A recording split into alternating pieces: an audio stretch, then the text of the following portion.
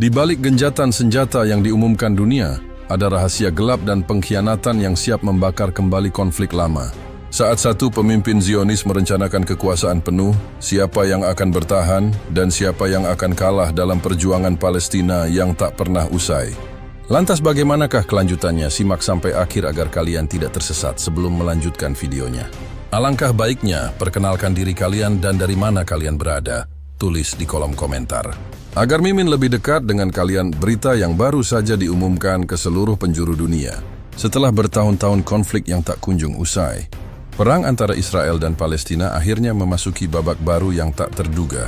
Sebuah genjatan senjata resmi yang diumumkan secara mendadak oleh kedua belah pihak. Berita itu pertama kali terdengar dari siaran resmi pemerintah Israel dan Palestina yang mengumumkan perjanjian genjatan senjata didukung oleh sejumlah mediator internasional. Kedua belah pihak sepakat untuk menghentikan segala bentuk kekerasan, penembakan dan serangan udara mulai tengah malam hari itu juga. Dunia yang telah lama menantikan tanda-tanda perdamaian menyambut kabar ini dengan campuran harapan dan kelegaan. Di Gaza, suasana berubah seketika. Warga yang selama ini hidup dalam bayang-bayang serangan udara dan roket, kini bisa menghela napas lega, bahkan tersenyum untuk pertama kalinya dalam waktu yang lama. Anak-anak yang sebelumnya takut bermain di luar rumah, kini berlarian dengan riang di antara reruntuhan bangunan yang belum sempat diperbaiki. Para ibu menyiapkan makanan untuk keluarga dengan hati yang lebih ringan, sementara para pria menatap langit dengan harapan baru. Ini adalah hari terbaik yang pernah kami alami dalam bertahun-tahun, ujar Fatimah, seorang ibu muda yang kehilangan rumahnya dalam serangan terakhir. Kami percaya, mungkin kali ini perdamaian benar-benar datang. Namun di balik euforia itu, ada juga bisikan-bisikan kecil dari sejumlah kalangan yang merasa ragu. Beberapa diplomat dan pengamat politik internasional mulai menyoroti bahwa perjanjian genjatan senjata ini tampak terlalu cepat dan terlalu sempurna, seolah-olah ada sesuatu yang disembunyikan di balik layar.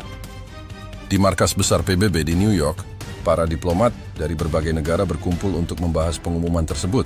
Presiden Indonesia, yang dikenal vokal dalam memperjuangkan kemerdekaan Palestina, memberikan sambutannya dengan nada optimis, mengajak seluruh dunia untuk mendukung penuh proses perdamaian yang baru ini.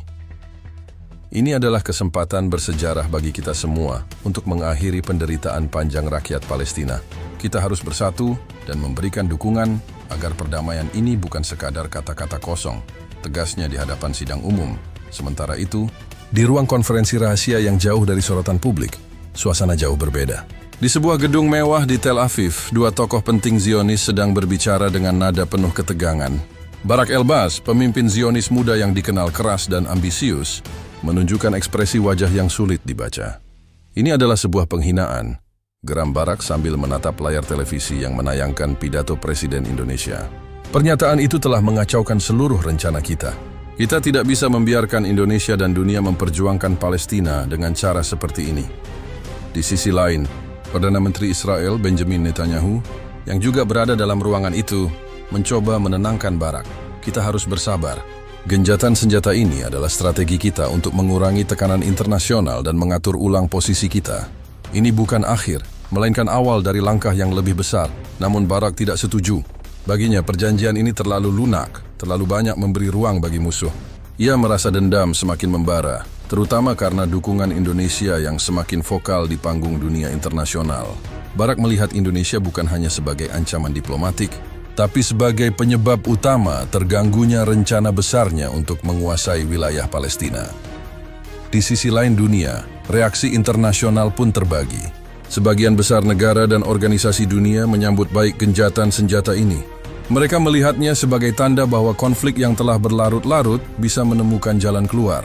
Media-media besar memberitakan kabar ini dengan headline penuh harapan, menggambarkan wajah-wajah ceria warga Gaza dan penduduk Israel yang juga merasakan kelegaan.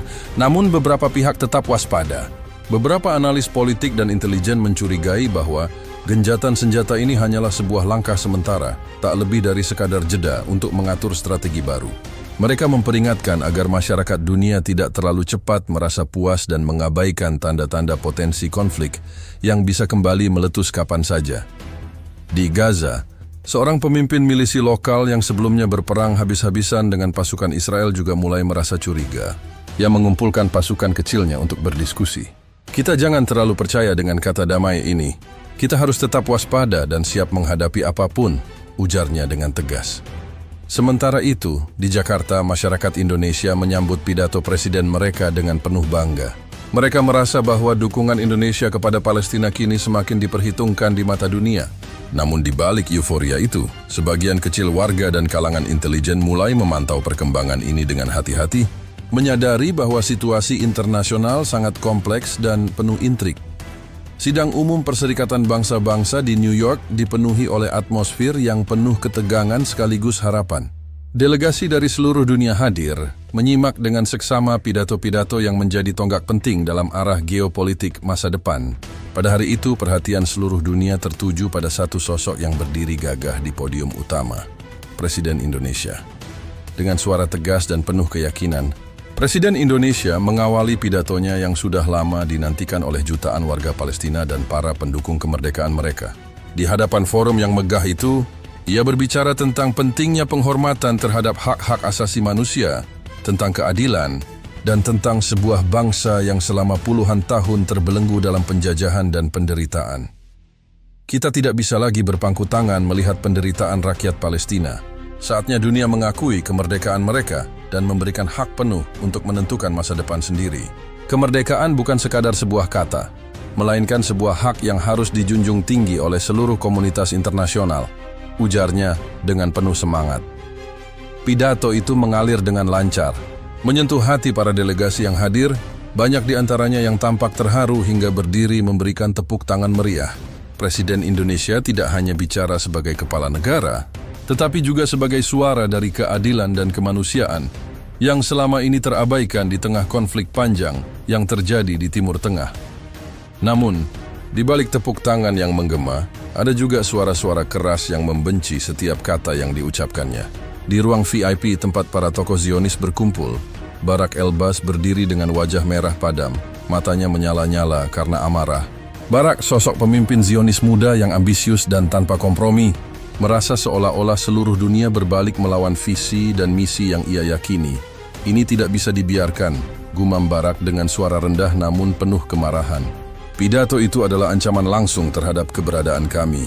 Indonesia, negara yang jauh dari sini, berani mengusik urusan kami di sini, di PBB, di hadapan dunia. Barak menatap layar televisi yang menayangkan ulang pidato Presiden Indonesia. Setiap kalimat yang keluar seolah-olah menjadi duri dalam dagingnya, mengobarkan dendam yang sudah lama terpendam. Baginya, pernyataan itu bukan hanya soal politik, tetapi juga soal kehormatan dan masa depan bangsa Zionis yang ia perjuangkan. Sementara itu, di ruang sidang utama, suasana mulai memanas saat giliran Perdana Menteri Israel, Benjamin Netanyahu, memberikan responsnya. Tidak seperti Barak yang tampil dengan nada penuh kemarahan, Netanyahu memilih pendekatan yang lebih diplomatis dan tenang. Namun kata-katanya tetap penuh perhitungan. Israel menghargai perdamaian dan keamanan regional, ujar Netanyahu dengan gaya pidato yang sudah dikenal dunia. Kami bersedia bekerja sama untuk menciptakan stabilitas. Namun hal itu harus dilakukan dengan penghormatan terhadap keamanan Israel dan tanpa mengorbankan hak-hak kami yang sah. Pidato Netanyahu menuai reaksi yang berbeda.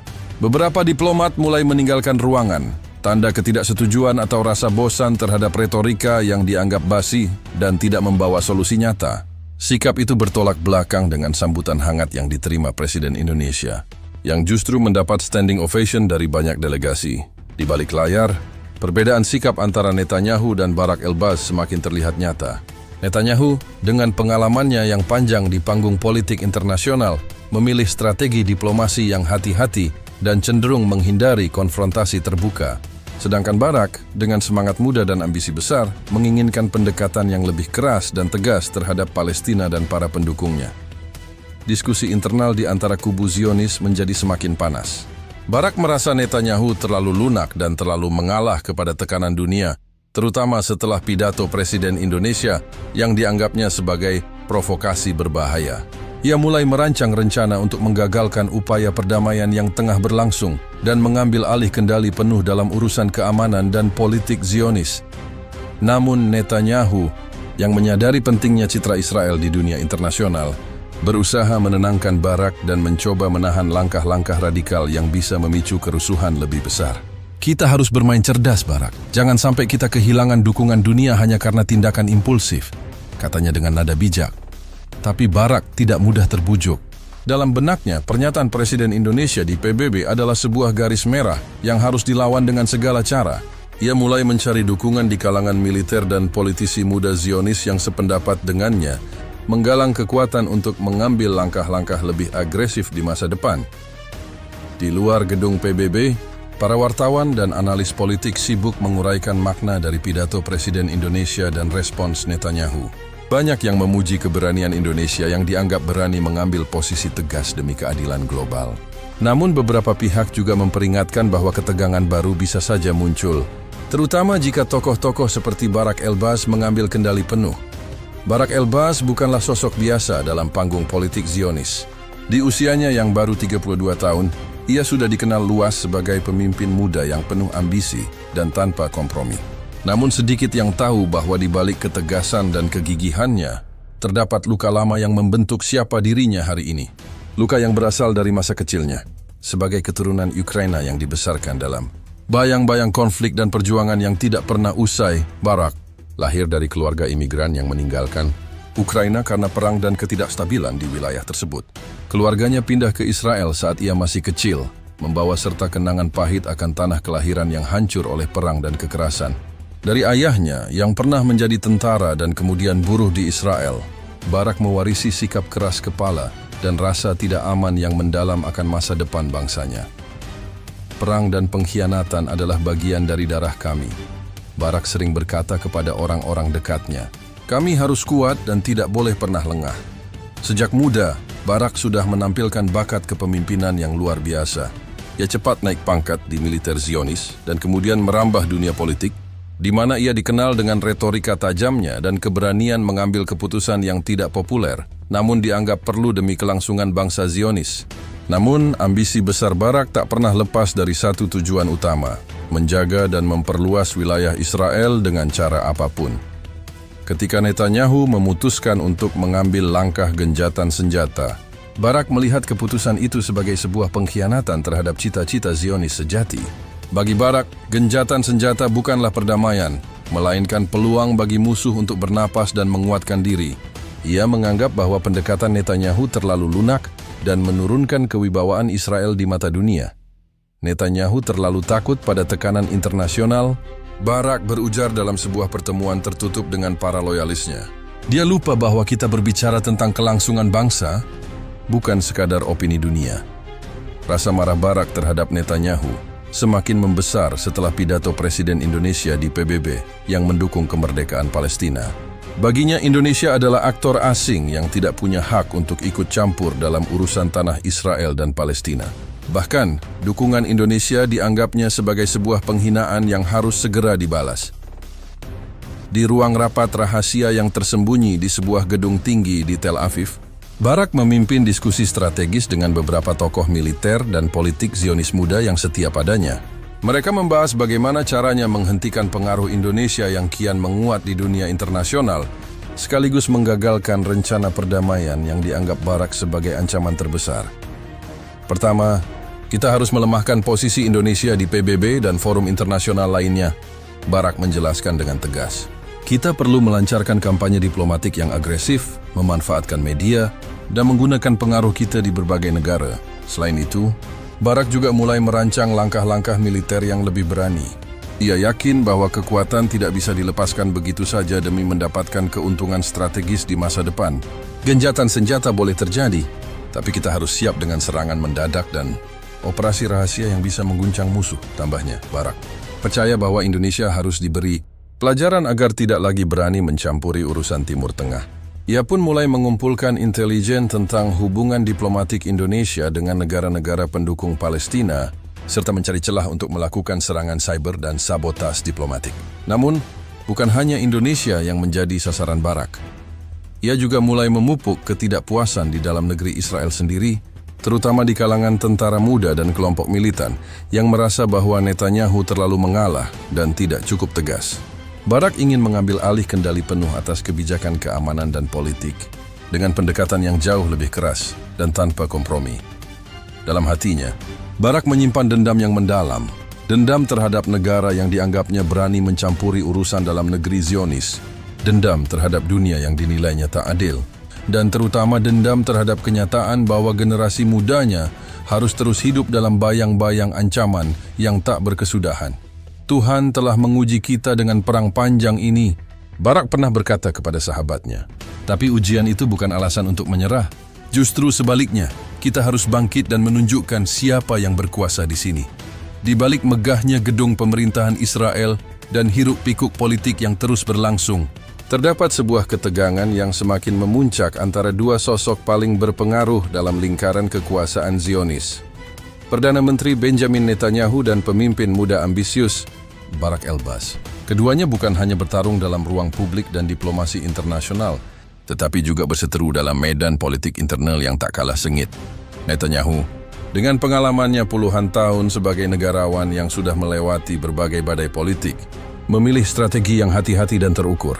Baginya, gencatan senjata adalah sebuah taktik penting untuk meredakan tekanan global dan memberi ruang bernapas bagi Israel dalam jangka pendek. Kita tidak bisa terus-menerus berperang tanpa henti. Dunia sudah lelah dengan konflik ini, dan kita perlu mengatur ulang kekuatan, katanya berulang kali dalam rapat kabinetnya. Pendekatan Netanyahu didasari oleh kalkulasi politik dan diplomasi. Ia memahami bahwa dunia internasional, terutama negara-negara besar dan organisasi seperti PBB, kini semakin kritis terhadap tindakan militer Israel di Palestina. Jika Israel terus memperpanjang konflik tanpa jeda, isolasi diplomatik dan sanksi internasional bisa semakin berat.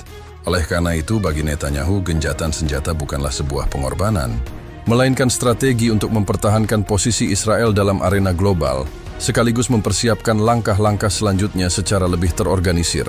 Namun, sikap Netanyahu itu tidak mendapat sambutan hangat dari Barak Elbaz. Bagi Barak, gencatan senjata hanyalah sebuah ilusi sementara yang bisa menguntungkan musuh dan merugikan Zionis dalam jangka panjang. Baginya, perlawanan harus dilanjutkan dengan cara yang lebih keras dan tanpa kompromi. Gencatan senjata itu cuma jeda yang membiarkan musuh mengatur strategi kembali. Kita tidak boleh menurunkan kewaspadaan, tegas Barak dalam rapat rahasia dengan para pendukungnya. Kami harus memperkuat serangan dan memanfaatkan setiap kesempatan untuk menekan Palestina dan para pendukungnya, termasuk Indonesia. Barak menilai bahwa Netanyahu terlalu lemah dan terlalu mengutamakan citra Israel di mata dunia. Ia percaya bahwa kekuatan militer dan tekanan yang tak kenal ampun adalah satu-satunya cara untuk memastikan keberlangsungan dan perluasan wilayah Israel. Dalam pandangannya, diplomasi yang bertele-tele hanya akan melemahkan posisi Zionis. Konflik antara dua kubu ini tidak hanya soal strategi perang dan perdamaian, tapi juga soal visi masa depan Israel. Netanyahu yang pragmatis menginginkan stabilitas jangka panjang dan pengakuan internasional, sementara Barak berfokus pada ekspansi wilayah dan dominasi militer tanpa kompromi. Ketegangan ini mulai terlihat jelas ketika beberapa pernyataan publik Netanyahu terdengar seperti mengundang dunia untuk melihat Israel sebagai negara yang ingin berdamai, sementara Barak di balik layar menggalang kekuatan untuk memperkuat operasi militer dan intelijen. Kubu Barak mulai mengembangkan jaringan militan dan unit khusus yang siap bertindak tanpa sepengetahuan resmi pemerintah. Salah satu dampak dari perbedaan ini adalah terjadinya perpecahan di kalangan militer dan politik Zionis. Beberapa jenderal senior mulai membagi dukungan antara kedua tokoh tersebut, sementara para politisi muda Zionis makin condong ke arah Barak yang dianggap lebih berani dan bersemangat. Di sisi lain, pejabat-pejabat lama dan diplomat senior lebih memilih Netanyahu yang sudah terbukti mampu bertahan dalam tekanan dunia internasional. Dalam sebuah pertemuan kabinet yang berlangsung tertutup, Netanyahu berusaha mengingatkan rekan-rekannya untuk tidak terjebak dalam ambisi pribadi. Kita harus ingat tujuan kita adalah keberlangsungan Israel. Jangan sampai perpecahan internal melemahkan kita di saat dunia sedang mengawasi, ujarnya dengan suara berat. Namun, Barak dengan tegas menolak pendekatan itu. Keberlangsungan Israel tidak akan tercapai dengan cara berkompromi dengan musuh dan menyerah pada tekanan internasional. Kita harus kuat dan berani mengambil risiko, katanya dengan nada penuh keyakinan. Ketegangan di antara mereka bukan sekadar soal perbedaan kebijakan, tetapi juga soal kontrol dan kekuasaan. Barak ingin mengambil peran yang lebih besar dalam menentukan arah kebijakan keamanan dan militer Israel, bahkan bersiap menantang Netanyahu dalam perebutan posisi kekuasaan politik. dalam pertemuan-pertemuan tertutup, Barak mulai merancang langkah-langkah yang akan memperkuat posisinya, termasuk mendekati kelompok-kelompok militan yang tidak puas dengan kebijakan pemerintah saat ini. Ia juga mulai membangun jaringan intelijen sendiri untuk mengantisipasi dan menggagalkan rencana-rencana diplomatik yang dianggapnya melemahkan Zionis. Sementara itu, Netanyahu mencoba menenangkan situasi dengan mengundang Barak untuk berdialog dan menyatukan visi. Namun upaya tersebut selalu menemui jalan buntu. Keduanya sama-sama keras kepala dan tidak mau mundur dari prinsip masing-masing. Dinamika ini pun berdampak pada hubungan Israel dengan negara-negara lain. Diplomasi Netanyahu yang berusaha menjalin dialog dengan negara-negara Barat dan Asia seringkali terganggu oleh aksi-aksi militan yang diduga didalangi oleh kelompok yang didukung Barak. Hal ini membuat citra Israel di mata dunia menjadi lebih kompleks dan penuh kontradiksi. Dalam suasana yang penuh ketegangan itu, dunia terus mengamati dengan cermat. Para pengamat politik menyebut perpecahan internal ini sebagai salah satu tantangan terbesar bagi stabilitas Israel di masa depan. Apakah Netanyahu akan mampu mempertahankan kekuasaannya dan menjalankan strategi diplomasi yang telah dirancang?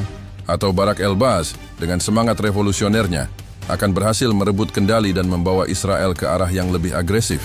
Di ruang rahasia bawah tanah yang tersembunyi jauh dari pandangan publik, Perdana Menteri Benjamin Netanyahu dan Barak Elbaz duduk berhadapan, dikelilingi oleh peta-peta besar dan dokumen rahasia yang memuat rencana-rencana tersembunyi. Lampu remang dan suasana hening kecuali suara bisik-bisik yang saling bertukar di antara mereka. Disinilah, jauh dari sorotan dunia, terungkap tujuan sebenarnya dari genjatan senjata yang baru saja diumumkan. Genjatan senjata ini hanyalah tirai asap, ujar Netanyahu pelan, matanya menatap tajam pada Barak. Tujuan kita bukan benar-benar mengakhiri konflik, tapi untuk mengatur ulang posisi kita, mengkonsolidasikan kekuatan, dan mempersiapkan langkah berikutnya. Barak, yang duduk tegak dengan wajah serius, mengangguk perlahan. Meski mereka memiliki pandangan berbeda sebelumnya, dalam hal ini mereka sepakat bahwa genjatan senjata bukanlah sebuah damai sejati. Yang menambahkan kita harus bermain sabar dan cerdik. Setiap langkah harus terukur, agar tidak menimbulkan kecurigaan yang bisa menggagalkan rencana kita. Rencana tersebut dirancang untuk merebut tanah Palestina secara perlahan tapi pasti, tanpa memancing reaksi keras dari dunia internasional yang bisa berakibat pada tekanan politik dan sanksi. Genjatan senjata ini memberi Israel waktu yang sangat berharga untuk melakukan konsolidasi, membangun basis-basis militer baru, dan menyusup ke wilayah-wilayah strategis tanpa perlawanan terbuka. Ini bukan soal perang terbuka lagi, lanjut Netanyahu. Ini adalah perang diam-diam, menggunakan strategi infiltrasi, diplomasi tersembunyi, dan operasi rahasia. Kita harus memastikan bahwa kita menguasai titik-titik penting satu persatu, sehingga pada akhirnya wilayah Palestina menyusut secara bertahap. Barak menatap peta yang terpampang di depan mereka, menunjukkan wilayah Gaza dan tepi barat.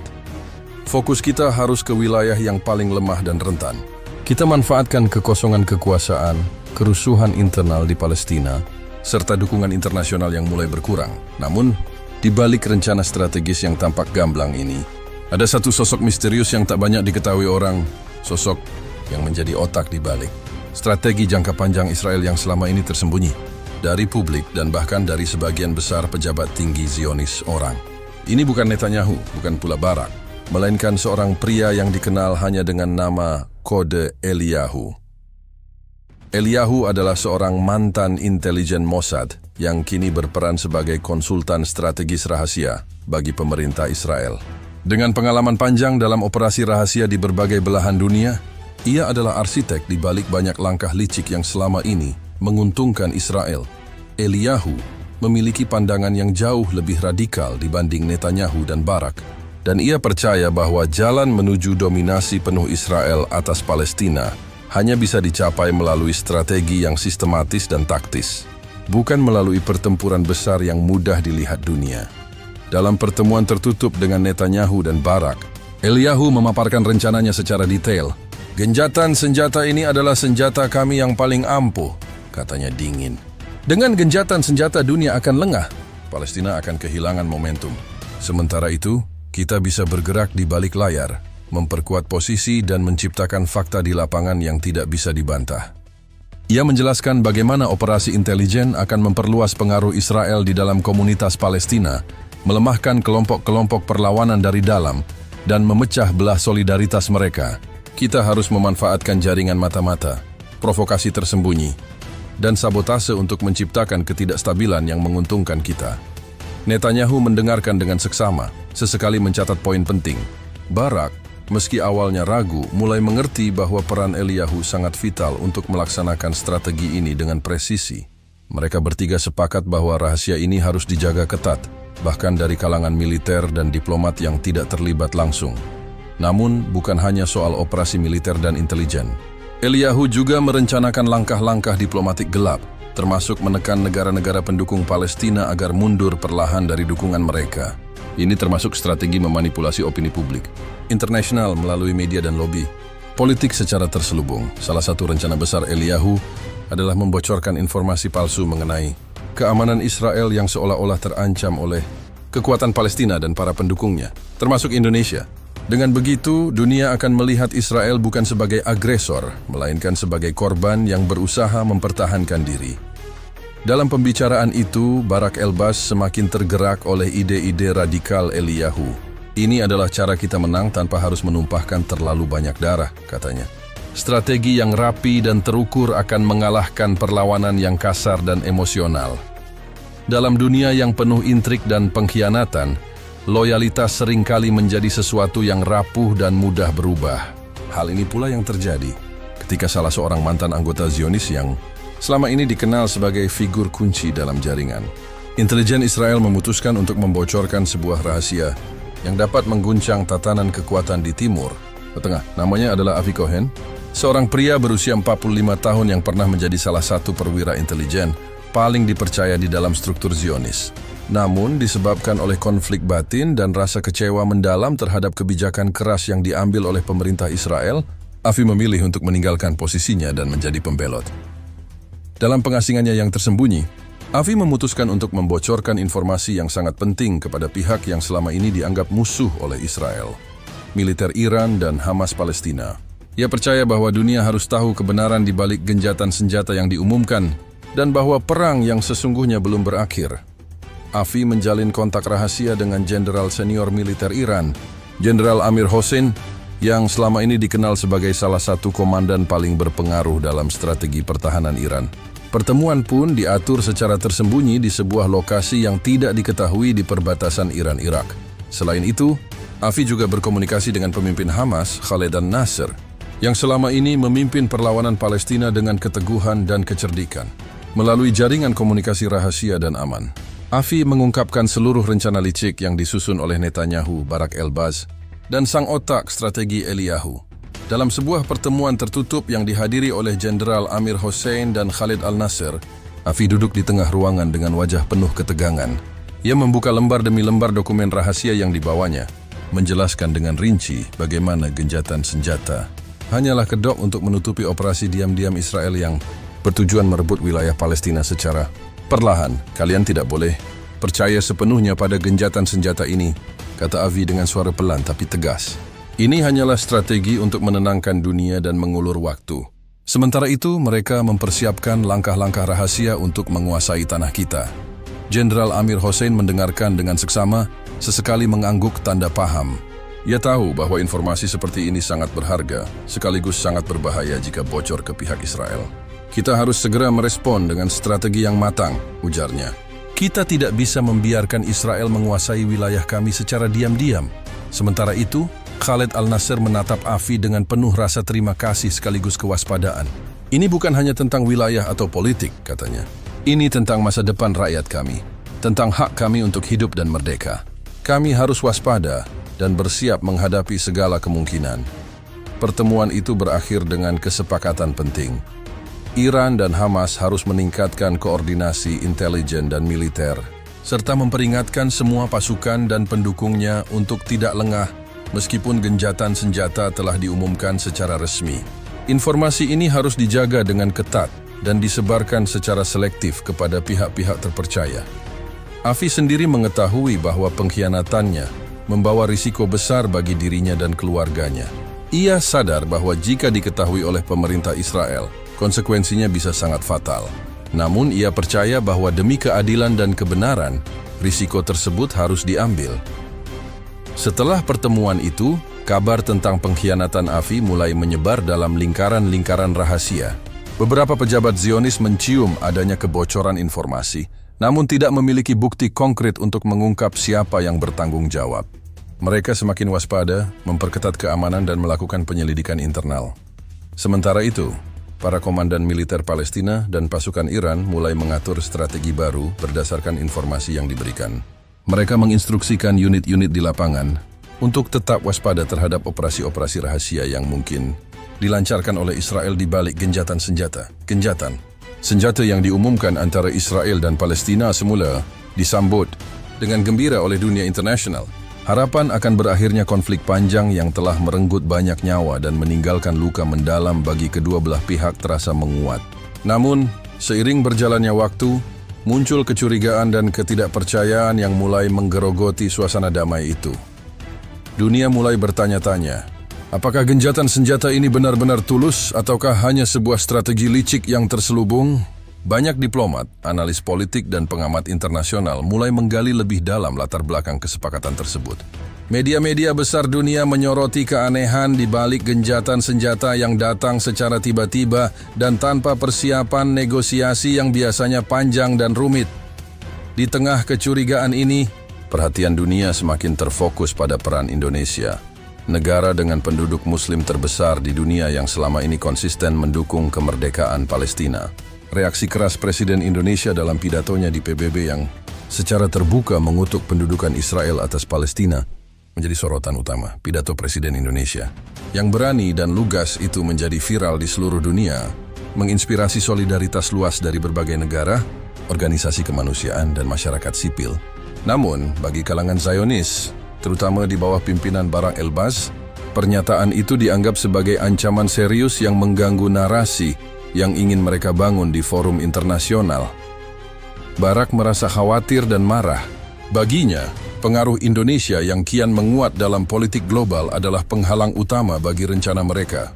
Ia menganggap bahwa pernyataan Presiden Indonesia di PBB bukan hanya sebuah kritik diplomatik, melainkan serangan langsung terhadap eksistensi dan legitimasi Israel. Indonesia telah menjadi suara yang membahayakan kita, ucap Barak dalam sebuah rapat tertutup dengan para pejabat Zionis senior.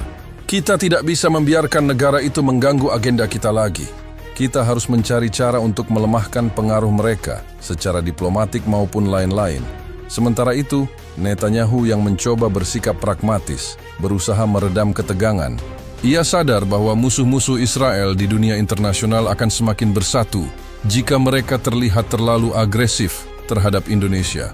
Namun, dukungan Netanyahu untuk genjatan senjata dan pendekatan diplomatiknya seringkali tampak lemah di mata Barak, yang lebih memilih jalan konfrontasi.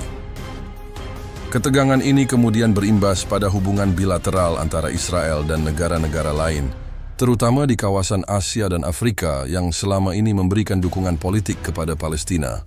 Indonesia sebagai negara besar dengan pengaruh signifikan di Asia Tenggara dan dunia Islam menjadi pusat perhatian. Di banyak forum internasional, para diplomat Indonesia secara aktif menggalang dukungan untuk kemerdekaan Palestina dan menentang segala bentuk pendudukan Israel. Hal ini memperkuat posisi Indonesia sebagai salah satu negara penggerak utama solidaritas global terhadap Palestina. Namun, di sisi lain hal ini membuat Israel dan pendukungnya semakin waspada dan merasa terancam. Mereka mulai melancarkan kampanye diplomatik yang bertujuan untuk mendiskreditkan Indonesia, bahkan mencoba mengisolasi negara tersebut dalam beberapa pertemuan internasional. Media-media yang didukung kelompok Zionis mulai memuat berita negatif tentang Indonesia, menyoroti isu-isu domestik dan kebijakan luar negeri yang dianggap kontroversial, dengan tujuan mengurangi kredibilitas dan pengaruh Indonesia di panggung dunia. Meski tekanan semakin besar, pemerintah Indonesia tetap teguh pada sikapnya.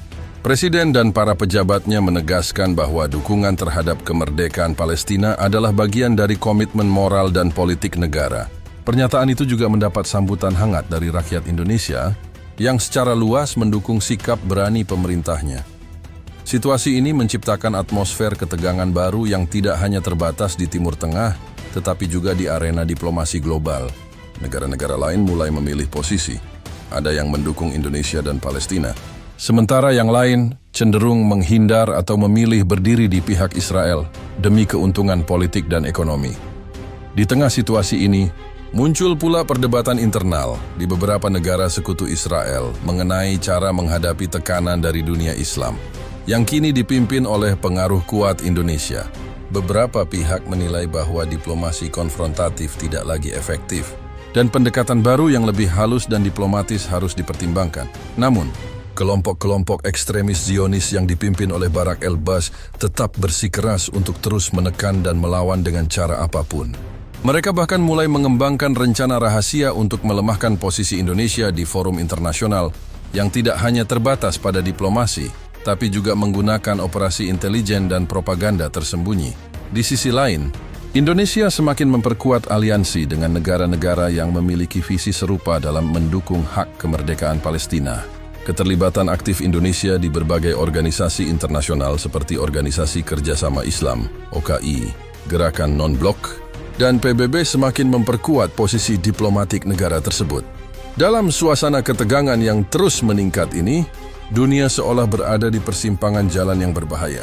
Gencatan senjata yang awalnya dianggap sebagai langkah menuju perdamaian kini menjadi panggung baru pertarungan ideologi dan kepentingan geopolitik yang lebih kompleks.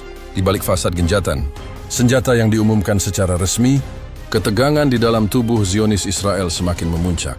Barak el-Baz, sosok pemimpin muda yang ambisius dan penuh dendam, tidak hanya puas dengan sekadar strategi diplomasi dan infiltrasi yang dijalankan oleh Netanyahu dan para pejabat lama. Ia mulai merasakan bahwa waktu genjatan senjata adalah waktu yang tepat untuk menggalang kekuatan baru. Kekuatan militer yang siap mengambil alih kendali penuh. Di markas besar militer Israel, Barak mulai menyusun jaringan rahasia di kalangan tentara. Ia menghubungi sejumlah perwira muda dan para prajurit yang merasakan ketidakpuasan mendalam terhadap kepemimpinan Netanyahu yang dianggap terlalu pragmatis dan lemah dalam menghadapi perlawanan Palestina. Serta tekanan dunia internasional, Netanyahu terlalu banyak bermain di ranah diplomasi, kata Barak dalam pertemuan rahasia dengan beberapa komandan militer muda. Dia lupa bahwa kita berurusan dengan musuh yang keras kepala dan brutal. Pendekatan kita harus lebih tegas, lebih agresif. Para perwira muda yang berkumpul mendengarkan dengan penuh semangat. Mereka juga merasa frustasi dengan lambannya langkah politik yang membuat situasi di lapangan tidak kunjung membaik. Banyak dari mereka percaya bahwa genjatan senjata yang diumumkan hanyalah kemunduran, bukan kemenangan. Suasana dalam militer mulai berubah. Percakapan di antara para prajurit dan perwira tidak lagi hanya soal misi dan tugas, tapi juga soal siapa yang layak memimpin dan membawa Israel ke masa depan yang lebih kuat. Kritik terhadap Netanyahu mulai terdengar lebih lantang, dan nama Barak el-Baz semakin sering disebut sebagai calon pemimpin baru yang bisa membawa perubahan. Namun, Barak tidak berhenti hanya dengan menggalang dukungan moral. Ia mulai merancang rencana pengambil alihan kekuasaan yang lebih radikal dan sistematis. Langkah awalnya adalah membentuk sebuah sayap militer rahasia di dalam Angkatan Pertahanan Israel, IDF, yang beranggotakan prajurit-prajurit terpilih yang loyal kepadanya secara pribadi. Sayap militer ini beroperasi secara tertutup, menjalankan misi-misi khusus yang tidak terdeteksi oleh pimpinan tinggi militer lainnya. Tujuannya adalah untuk menyiapkan kekuatan yang cukup besar dan strategis untuk mengambil alih komando jika saatnya tiba. Salah satu rencana terbesar, Barak adalah menguasai pusat-pusat komando militer dan intelijen, yang selama ini menjadi pusat kendali utama Netanyahu. Dengan menguasai pusat-pusat ini, Barak percaya bisa mengontrol seluruh operasi militer Israel dan mengarahkan kebijakan keamanan sesuai dengan visi radikalnya. Jika kita ingin memenangkan perang ini, kita harus memiliki kendali penuh atas senjata dan strategi, ujar Barak dalam sebuah rapat tertutup. Kita tidak bisa lagi bergantung pada kompromi yang menghambat kita. Kabar tentang aktivitas Barak dan kelompok militer rahasianya mulai beredar di kalangan elit Zionis. Beberapa pejabat tinggi militer dan politik mulai merasa khawatir dengan perkembangan ini. Mereka melihat potensi terjadinya perpecahan dalam tubuh Israel yang bisa mengancam stabilitas negara. Netanyahu sendiri mulai merasakan tekanan yang meningkat.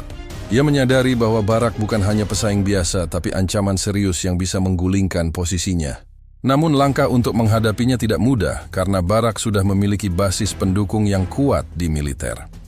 Di samping itu, Netanyahu juga harus menghadapi tekanan dari dunia internasional yang semakin kritis terhadap kebijakan Israel, terutama setelah pidato berani Presiden Indonesia yang menambah panas suasana politik global. Ketegangan internal ini juga membuat suasana di dalam Zionis Israel semakin tegang. Perbedaan pandangan tentang bagaimana menghadapi konflik. Palestina menjadi jurang pemisah antara generasi lama yang pragmatis dan generasi baru yang menginginkan perubahan. Drastis Barak menggunakan momentum ini untuk memperkuat posisinya dengan memanfaatkan ketidakpuasan dan rasa frustrasi di kalangan militer. Ia mengorganisasi pertemuan-pertemuan rahasia, mengirimkan pesan-pesan motivasi yang membangkitkan semangat nasionalisme dan keberanian. Namun, Barak juga sangat berhati-hati. Ia tahu bahwa pengambil alihan kekuasaan secara terbuka bisa memicu perang saudara di dalam negeri dan melemahkan posisi Israel di dunia. Oleh karena itu, ia merencanakan langkah-langkah yang akan dilakukan secara bertahap dan tersembunyi. Sementara itu, warga sipil Israel mulai merasakan ketegangan yang menguat. Berita tentang konflik internal dan ketidakstabilan politik mulai tersebar, menimbulkan ketakutan dan kecemasan akan masa depan negara mereka. Di Gaza dan wilayah Palestina lainnya, pergerakan Zionis yang semakin agresif ini juga mulai tercium. Kelompok-kelompok perlawanan seperti Hamas dan militer Iran memperketat pengawasan dan meningkatkan kesiagaan menghadapi potensi konflik baru yang bisa terjadi kapan saja. Ketika ketegangan di Timur Tengah semakin meningkat dan ancaman dari kubu Zionis yang terpecah menjadi semakin nyata, Indonesia mengambil peran yang semakin vital dalam diplomasi internasional untuk mendukung kemerdekaan Palestina. Pemerintah Indonesia, dengan tekad kuat dan komitmen moral yang mendalam, mulai merumuskan strategi politik dan diplomatik yang tidak hanya bertujuan memperkuat posisi Palestina di dunia internasional, tetapi juga mempersiapkan diri menghadapi kemungkinan konflik baru yang mungkin meletus kembali. Pemerintah Indonesia di bawah kepemimpinan Presiden yang berani itu menyadari bahwa dukungan simbolis dan retorika di forum internasional tidak cukup. Mereka harus mengambil langkah nyata dan strategis yang bisa memperkuat aliansi dengan kelompok-kelompok perlawanan Palestina, sekaligus menjaga hubungan erat dengan negara-negara yang memiliki visi serupa mengenai kemerdekaan Palestina. Salah satu langkah terpenting yang diambil adalah mempererat hubungan dengan Hamas, kelompok perlawanan yang selama ini menjadi garda terdepan perjuangan rakyat Palestina. Indonesia membuka jalur komunikasi rahasia dengan para pemimpin Hamas, berusaha menjembatani kesenjangan dan membangun kerjasama yang solid dalam berbagai bidang, mulai dari dukungan logistik hingga bantuan kemanusiaan. Melalui diplomat-diplomat andal yang bekerja di balik layar, Indonesia menginisiasi pertemuan-pertemuan tertutup antara perwakilan pemerintah dan pimpinan Hamas di sejumlah lokasi aman di Timur Tengah dan Asia Tenggara. Pertemuan ini membahas berbagai isu strategis, termasuk kesiapan menghadapi kemungkinan pecahnya kembali konflik dan bagaimana merespons langkah-langkah agresif yang mungkin dilakukan oleh kubu Zionis. Tidak hanya dengan Hamas, Indonesia juga mengintensifkan hubungan dengan negara-negara yang selama ini menjadi pendukung setia Palestina, seperti Iran, Turki, dan sejumlah negara di Asia dan Afrika. Melalui jaringan diplomatik yang kuat, Indonesia berupaya membangun aliansi regional dan internasional yang mampu memberikan tekanan politik dan ekonomi kepada Israel agar menghentikan pendudukan dan agresi militer. Dalam kerangka aliansi ini, Indonesia menawarkan diri sebagai mediator dan fasilitator dialog yang konstruktif, sekaligus menjadi penghubung antara berbagai pihak yang berkepentingan. Langkah ini mendapat sambutan positif dari banyak negara, terutama yang memiliki kepentingan menjaga stabilitas dan perdamaian di kawasan Timur Tengah. Selain memperkuat diplomasi, Indonesia juga mempersiapkan langkah-langkah konkret untuk membantu rakyat Palestina di lapangan. Melalui berbagai program kemanusiaan dan bantuan sosial, Indonesia meningkatkan pengiriman bantuan medis, pangan, dan fasilitas pendidikan untuk masyarakat Palestina yang terdampak konflik. Di saat yang sama, Indonesia berinvestasi dalam pengembangan kapasitas militer dan intelijen dengan negara-negara sekutu yang peduli pada kemerdekaan Palestina. Kerjasama ini mencakup pelatihan taktis, pertukaran intelijen, dan peningkatan kesiapsiagaan menghadapi skenario konflik bersenjata yang bisa saja terjadi sewaktu-waktu. Presiden Indonesia, dalam sejumlah kesempatan, juga menegaskan bahwa dukungan negara ini bukan hanya soal politik luar negeri, tapi merupakan komitmen moral yang tidak bisa dinegosiasikan. Dalam pidato-pidatonya di berbagai forum internasional, Ia mengajak komunitas global untuk berdiri bersama rakyat Palestina dalam perjuangan mereka mendapatkan hak kemerdekaan yang selama ini dirampas. Pernyataan tegas dan berani ini semakin mengokohkan posisi Indonesia sebagai salah satu negara penggerak utama dalam perjuangan Palestina di kancah dunia. Dan namun hal ini juga membawa risiko, terutama dari pihak Zionis yang merasa terancam oleh pengaruh Indonesia.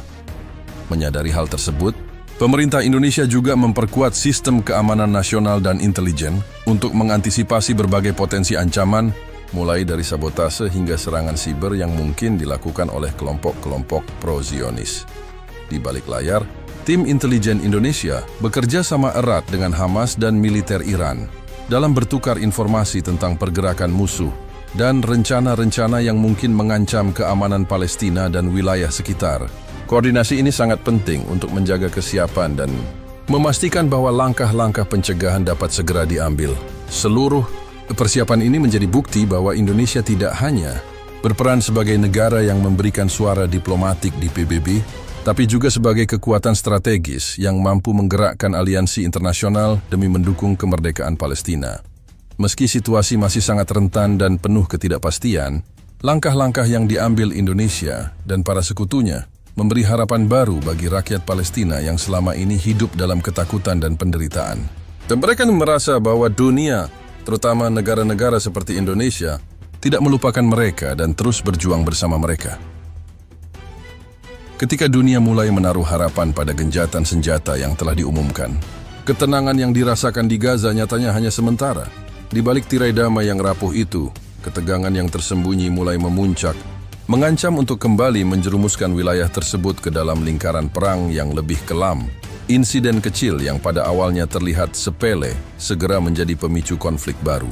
Sebuah serangan rahasia terjadi di salah satu wilayah Gaza yang paling padat penduduk, tepatnya di daerah pinggiran yang selama ini relatif tenang. Ledakan-ledakan kecil dan aksi-aksi sabotase yang tidak terduga mengguncang warga, memicu kepanikan dan ketakutan yang mendalam kelompok perlawanan. Palestina segera menduga bahwa serangan tersebut adalah hasil operasi rahasia yang dirancang oleh kubu Zionis yang loyal kepada Barak el-Bas, pemimpin muda yang kian fanatik dan menolak gencatan senjata sebagai bentuk kompromi yang lemah.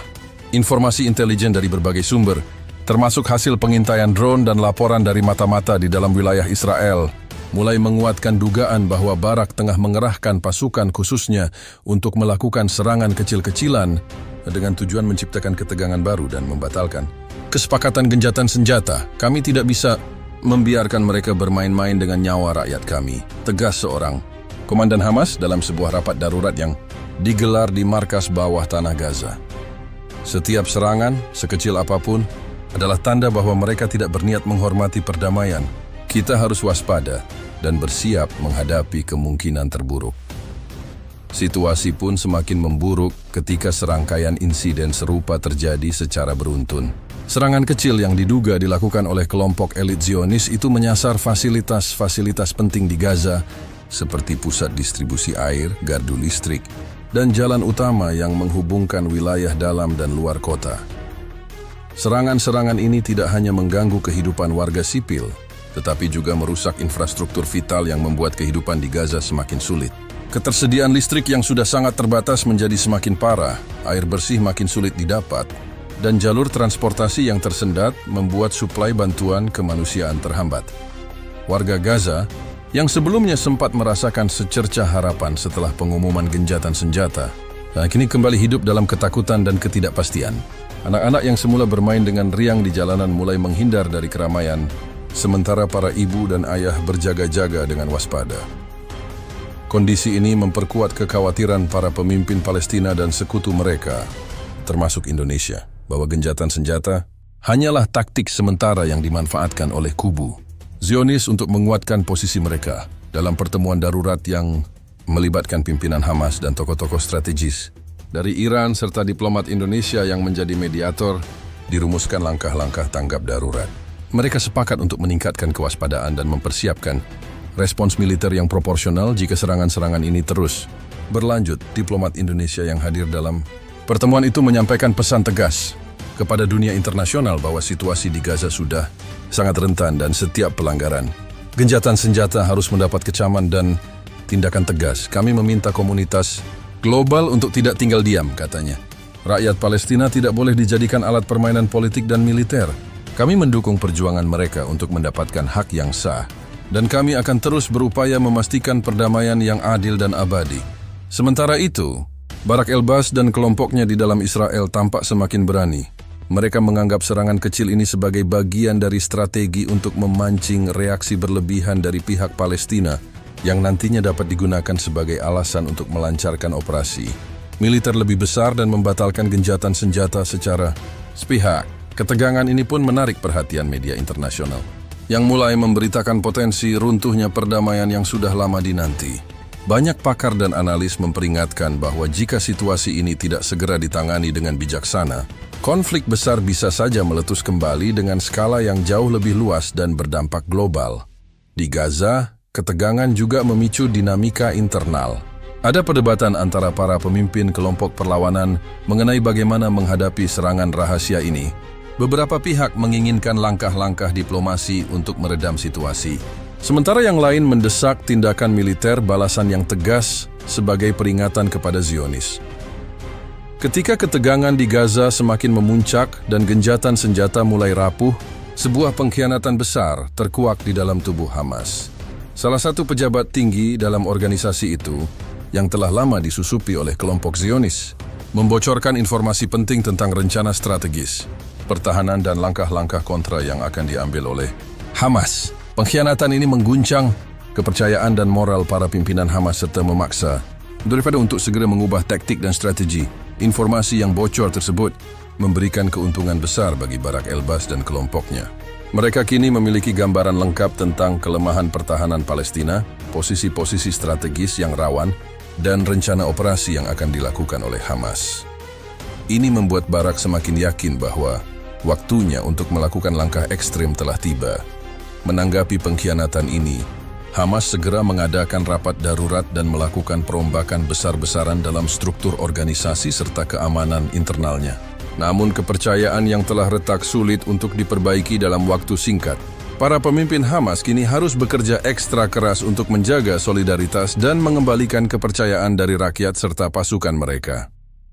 Sementara itu, Indonesia yang selama ini berperan aktif sebagai mediator dan pendukung Palestina, mengambil langkah cepat untuk mengantisipasi eskalasi yang bisa meluas menjadi konflik besar.